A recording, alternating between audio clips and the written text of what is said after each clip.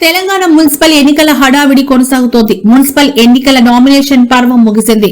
దాంతో అన్ని పార్టీలు ప్రచారంపై దృష్టి కేంద్రీకరించాయి. ఓటర్లను ప్రసన్నం చేసుకునేందుకు నాయకులు అన్ని రకాలుగా ప్రయత్నాలు చేస్తున్నారు. గెలిపే లక్ష్యంగా జోరుగా ప్రచారం సాగిస్తున్నారు. అయితే సూర్యాపేట మున్సిపల్ ఎన్నికల్లో ఆసక్తికర పరిణామం చోటు చేసుకుంది.